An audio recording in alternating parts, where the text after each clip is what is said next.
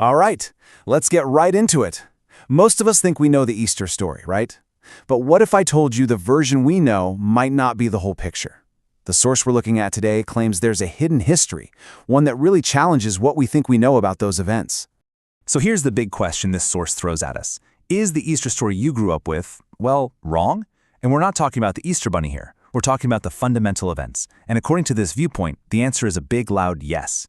The main idea here is pretty simple. Over the centuries, a combination of tradition and some, let's say, intentional changes have kind of clouded what originally happened. So let's dive into the three biggest myths this source wants to bust. Okay, first things first, the date. You know how Easter moves around every year? Well, there's a reason for that.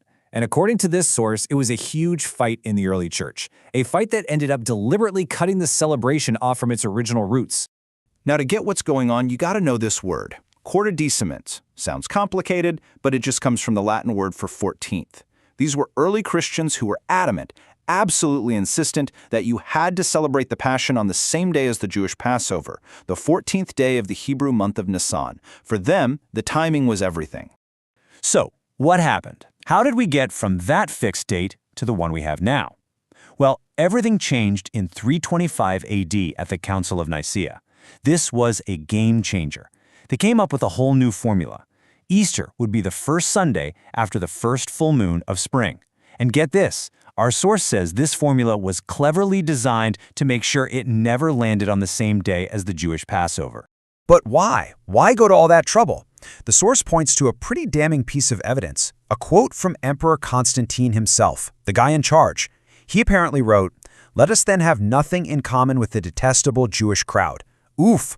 I mean, according to this interpretation, it doesn't get much clearer than that. The motivation seems to be a deliberate break from the church's Jewish roots. All right, that leads us right into the next big idea from our source, and this one might really surprise you. It questions something most of us take for granted, the crucifixion happening on a Friday. So the whole argument here hangs on a specific prophecy from Jesus. He said he'd be in the tomb for 3 days and 3 nights. Now, if you're like me, you probably never thought too hard about that. But if you do the math, it starts to get tricky for the traditional Good Friday story. And here's where it all comes together. Let's look at the traditional view. A Friday crucifixion to a Sunday morning resurrection. That's, well, Friday night, Saturday night, that's only 1 full day and 2 nights. It just doesn't add up to 3 and 3.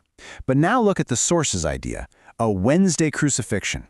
If you count from Wednesday afternoon to Sunday morning, boom, you get exactly 3 days and 3 nights. The math just works. But you know, it's not just about the math. The source backs this up with a few other clues.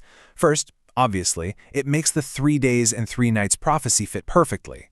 Second, it lines up with some tricky travel restrictions around the Sabbath that are mentioned in the Gospels. And third, and this is a really interesting one, the original Greek text actually talks about Sabbaths, plural. This suggests there were 2 of them that week, the normal weekly Sabbath on Saturday and a special high day Sabbath for the festival. And guess what? A Wednesday crucifixion is the only way you can fit both of those Sabbaths in. Okay, this brings us to the last big idea from this source, and it's a big one. It shifts from when everything happened to who was really pulling the strings. We tend to think of the crucifixion as this tragedy that was forced on Jesus, but what if it wasn't?